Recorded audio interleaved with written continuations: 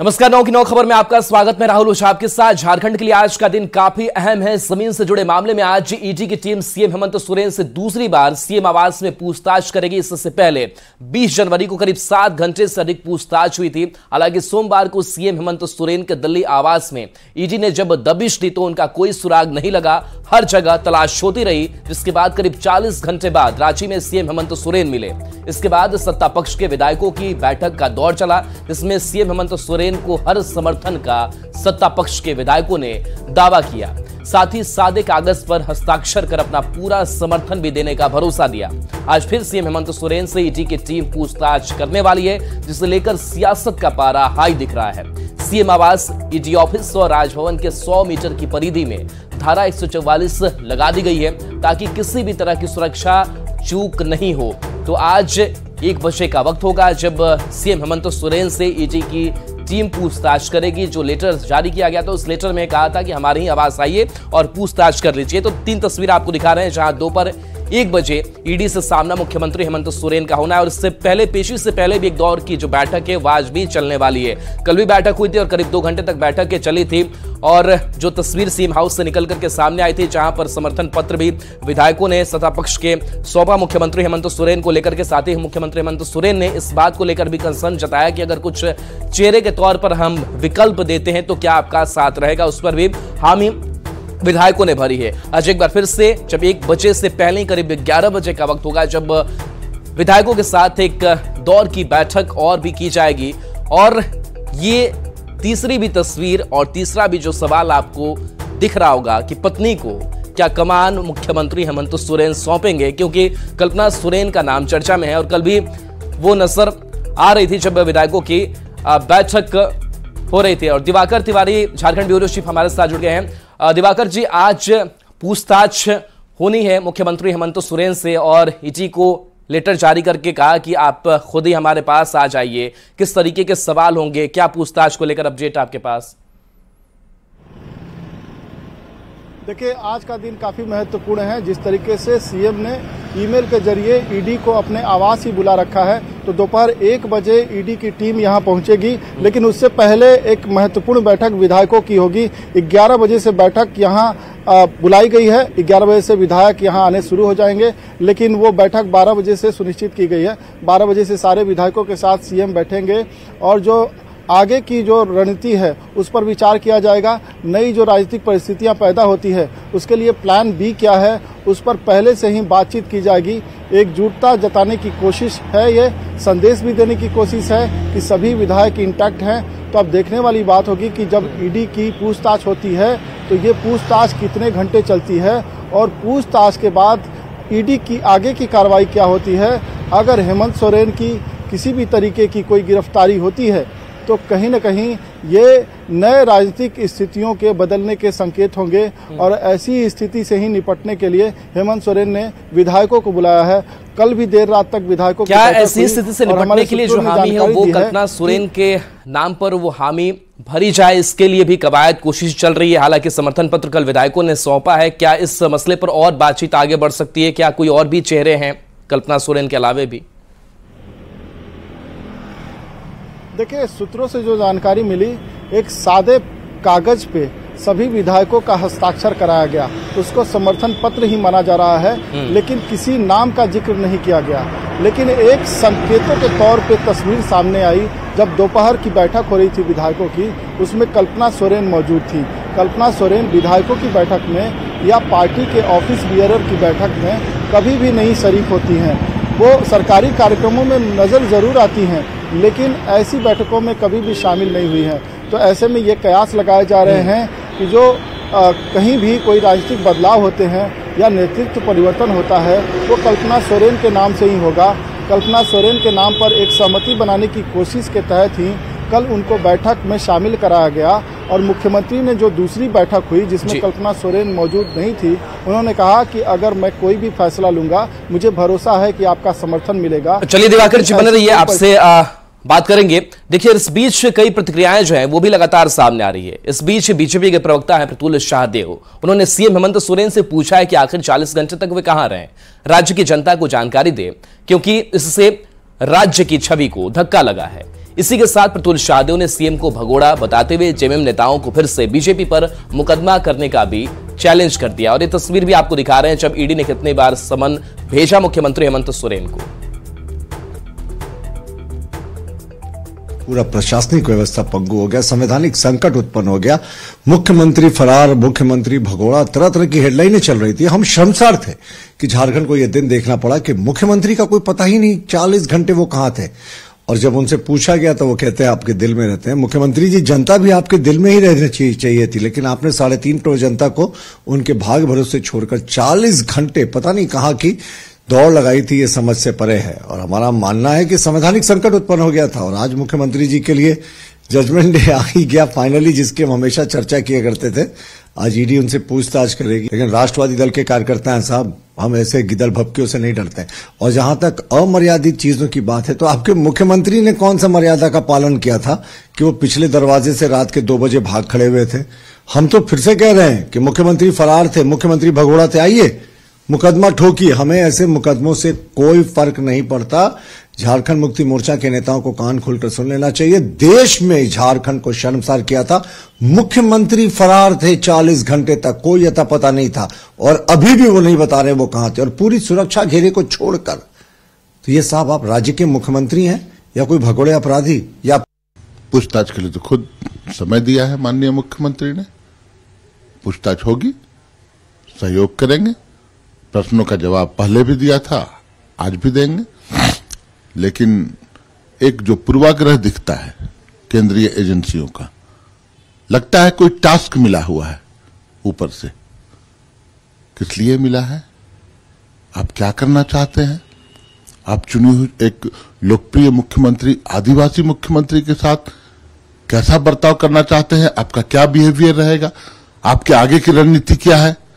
आज सभी का खुलासा हो जाएगा और हम तमाम लोग, इंक्लूडिंग हमारे मुख्यमंत्री, सौलादी मुख्यमंत्री, हर स्थिति से निपटने को तैयार है।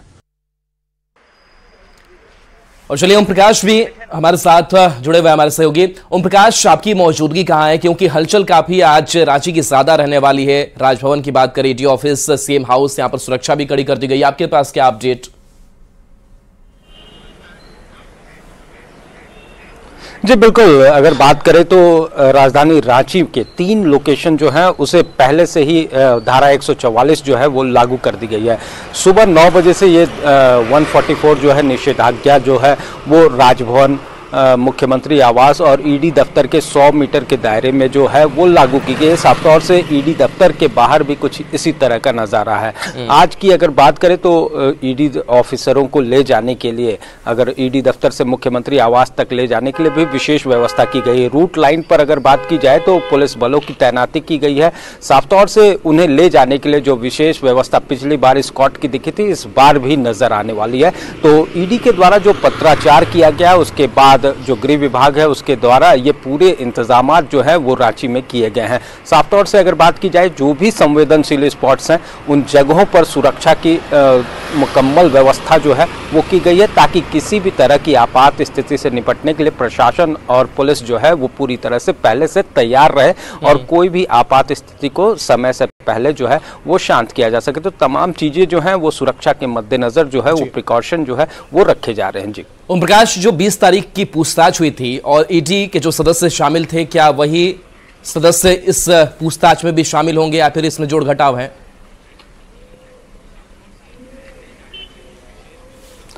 जी बिल्कुल, अगर बात की जाए तो पिछली बार भी जो 7 सदस्यीय टीम थी वो एक बार फिर देखने को मिलेगी। जाहिर तौर पर इस पूछताछ में जो ईडी के इस पूरे मामले में, जो जमीन से जुड़े हुए मामले में जो इन्वेस्टिगेशन ऑफिसर्स थे, वो तमाम लोग इस बार भी मौजूद रहेंगे, क्योंकि तमाम चीज़ें उनके पास मौजूद हैं। पहले से उनके पास प्रिपेयर किए हुए क्वेश्चनायर हैं और साथ में अगर बात की जाए तो इस जमीन से जुड़ी हुई तमाम जो जानकारियां हैं, उन जानकारियों के साथ ये पूछताछ जो है वो शुरू होगी। चलिए, हमारे साथ निरंजन भी हमारे साथ ईटी ऑफिस से जुड़े हुए हैं। निरंजन, आपके पास क्या तस्वीर निकलकर ईटी ऑफिस से सामने आ रही है, क्या हलचल है वहां? देखिए, मैं इस वक्त ईडी के ऑफिस में हूं और आप देख सकते हैं जो तस्वीर है, यहाँ पर अभी उस तरह का मूवमेंट नहीं है, लेकिन जैसे जैसे समय बीतता जाएगा, यानी 1 बजे के बाद मुख्यमंत्री हेमंत सोरेन से पूछताछ होगी। निश्चित तौर पर 7 सदस्यीय टीम उनके आवास पर जाएंगे और पूछताछ करेंगे। लंबी जो लिस्ट है पूछने की, लगभग 15-16 जो सवाल हैं उनसे पूछे जाएंगे। जो जमीन से जुड़े मामले को लेकर के मुख्यमंत्री हेमंत सोरेन से सवाल करेंगे। उनके आवास पर ईडी की जो 7 सदस्यीय टीम है, जो सूत्र के से जानकारी जो मिल रही है वो जाएंगे। वही सदस्य जाएंगे जो पिछले बार गए था 20 जनवरी को। निश्चित तौर पर जिस तरह से पिछले 2-3 दिनों से जो घटनाएं घट रही है, निश्चित तौर पर दिल्ली से लेकर के यहाँ आज उस पर विराम लगेगा, क्योंकि जिस तरह से लगातार 6-7 घंटे तक पूछताछ की गई थी पिछले दिनों, निश्चित तौर पर आज भी पूछताछ की जाएगी। लेकिन जो सवालों की फहरिस्त है, जो सवालों की लंबी लाइनें हैं, निश्चित तौर पर आज कुछ ज़्यादा होगी, क्योंकि जो पिछले दिनों उनसे पूछताछ की गई थी वो सवाल कम थे और ईडी के अधिकारी उनके सवालों से संतुष्ट नहीं हो पाए थे। निश्चित तौर पर वही सवाल आज भी पूछेंगे जो पिछले दिनों सवाल पूछे थे, जो जमीन से जुड़ी की मामला है। और देखना यह है कि क्या जो ये रीजनल के जो ज्वाइंट डायरेक्टर है वो भी निश्चित तौर पर पहुंचेंगे, क्योंकि मुख्यमंत्री का मामला है, मुख्यमंत्री से पूछताछ होगी। एक राज्य के मुख्यमंत्री है। निश्चित तौर पर लगातार ये सवाल कई तरह के आ रहे हैं कि आखिर मुख्यमंत्री उनके जो सवाल हैं वो क्यों नहीं दे पा रहे हैं और संतुष्ट क्यों नहीं पा रही है।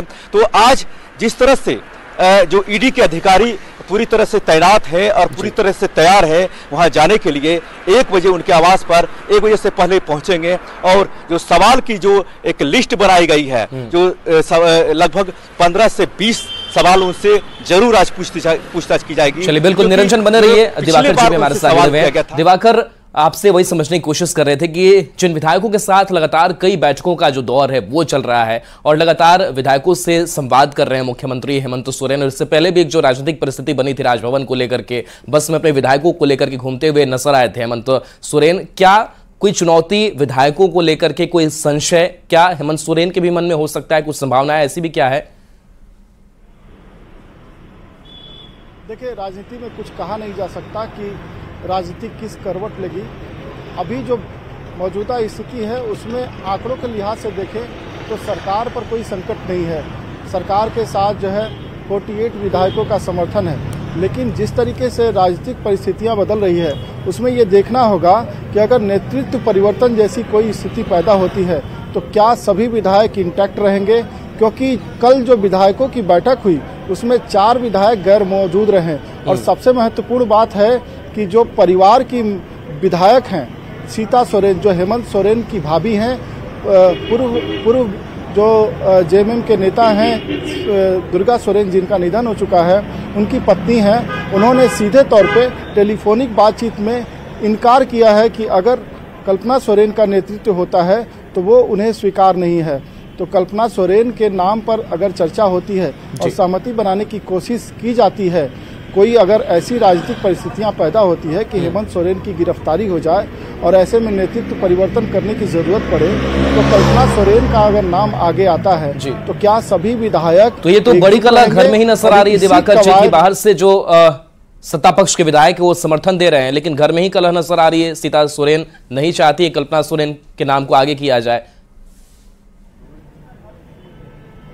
जी बिल्कुल, जो घर की विधायक है यानी कि जो सीता सोरेन की भाभी हैं, हेमंत सोरेन की जो भाभी हैं सीता सोरेन लगातार जो है बैठकों में शामिल रही। अगर पिछले दिनों की बात करें तो लगातार हेमंत सोरेन की जितनी भी विधायक दलों के नेताओं के साथ बैठक हुई या विधायकों के साथ बैठक हुई उसमें सीता सोरेन की मौजूदगी रही, लेकिन सीता सोरेन कल की बैठक में शामिल नहीं हुई। इसीलिए कहीं न कहीं हेमंत सोरेन के लिए ये परेशानियों का विषय है। और संक्षेप में बता दीजिए कि 4 जिस विधायक की आप बात करें जिन्होंने अपना समर्थन पत्र नहीं सौंपा, हस्ताक्षर नहीं किया, वो कौन कौन से हैं? देखिए, रामदास सोरेन है जो दिल्ली में इस वक्त मौजूद हैं, सीता सोरेन है दूसरी विधायक, तीसरे विधायक चमरा लिंडा है जो कई बैठकों से नदारद रहे हैं, हालांकि उनका समर्थन रहा है हेमंत सोरेन की सरकार को, लेकिन बैठकों में शामिल नहीं रहे हैं। लोबिन हेम्ब्रम जो संथाल से ही आते हैं, लोबिन हेम्ब्रम ने बगावती तेवर अख्तियार कर लिया है और सरकारी नीतियों की कई बार विरोध करते रहे हैं वो, तो उनके बैठकों से गैर मौजूद रहने से ये साफ हो गया है कि लोबिन हेम्ब्रम तो कम से कम इस बैठक में शामिल नहीं होंगे। अब देखने वाली बात होगी कि चमरा लिंडा और लोबिन हेम्ब्रम जो कई बैठकों से दूरी बनाए हुए हैं, आज की बैठक में शामिल होते हैं। सीता सोरेन जो कल की बैठक से दूरी बना ली थी और कल्पना सोरेन के नाम की संभावनाओं पर उन्होंने सीधे तौर पे ये कहा था कि ये नाम उनको स्वीकार नहीं है, तो क्या आज की बैठक में वो शामिल होंगी। रामदास सोरेन के बारे में जो जानकारी मिल रही है कि वो शायद दिल्ली में इलाज करा रहे हैं, लेकिन ये जानकारी पक्की नहीं है। रामदास सोरेन दिल्ली में क्यों मौजूद हैं, ये जानने का विषय है और हम उनको कोशिश करेंगे कि रामदास सोरेन से बातचीत हो जाए तो उनकी भी खबर हम लाएंगे कि क्या वो नाराज हैं या वाकई निजी कारणों से वो दिल्ली में है, या वो सेहत से जुड़ा हुआ कारण है या कोई अन्य निजी कारण है। जी चलिए, बिल्कुल दिवाकर, बहुत बहुत शुक्रिया इस जानकारी के लिए और साथ ही हमारे जितने भी सहयोगी जुड़े हैं उनका बहुत बहुत शुक्रिया इस तस्वीर और अपडेट के लिए। आगे भी आपसे अपडेट लेंगे। और इस बीच तेजस्वी यादव से जुड़ी हुई खबर है, जहां ईडी की पूछताछ खत्म हुई। पटना ईडी दफ्तर में करीब 8 घंटे तक चली पूछताछ के बाद तेजस्वी यादव ईडी दफ्तर से बाहर निकले तो वहां मौजूद आरजेडी कार्यकर्ताओं की भारी भीड़ उमड़ पड़ी। मीडिया वालों की भीड़ के बीच तेजस्वी अपनी गाड़ी पर खड़े होकर सभी का हाथ हिलाकर धन्यवाद दिया। बता दें कि रेलवे में लैंड पोर्ट जॉब से जुड़े मामले में सोमवार को पिता लालू प्रसाद से ईडी ऑफिस में 10 घंटे से ज्यादा पूछताछ हुई थी, जबकि मंगलवार को सुबह 11:30 बजे से ईडी ऑफिस में तेजस्वी यादव से लंबी पूछताछ की गई थी।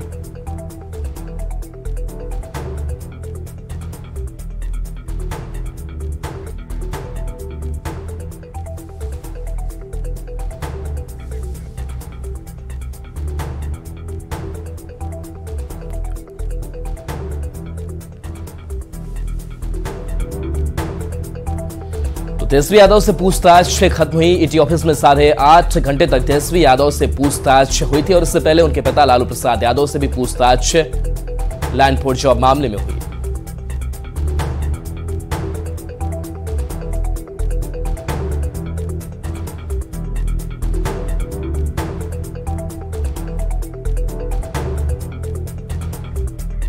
तो एक तरफ पूछताछ होती रही और लैंड पोर्ट जॉब स्कैम आखिर क्या है उसके बारे में भी एक जानकारी इस ग्राफिक्स के जरिए। तो नौकरी के बदले जमीन लेने का यह पूरा मामला सामने आया। 2004 से 2009 के बीच जब रेल मंत्री लालू प्रसाद यादव थे, जमीन लेने का आरोप इस परिवार पर लगा। रेलवे की बहाली में गड़बड़ी हुई। ग्रुप डी को लेकर के लालू परिवार पर कई बड़े आरोप लगे, जिस मामले को लेकर के पूछताछ जारी है। तो लैंड पोर्ट जॉब का यह आरोप लगा, जमीन रजिस्ट्री का भी आरोप इस परिवार पर लगा। लालू और तेजस्वी इसमें आरोपी बनाए गए। राबड़ी और मिसा भारती भी इसमें आरोपी बनाई गई। साथ ही हेमा यादव का भी नाम इसमें शामिल आया। लालू जब 2004-2009 के बीच रेल मंत्री थे, तभी ये लैंड पोर्ट जॉब का पूरा स्कैम जो है वो सामने आया था और इसी मामले को लेकर के ईडी का जो शिकंजा है लालू परिवार पर चल रहा है। और देखिए, ब्रेक का वक्त हो चला है, जल्द आएंगे कुछ और खबरों के साथ।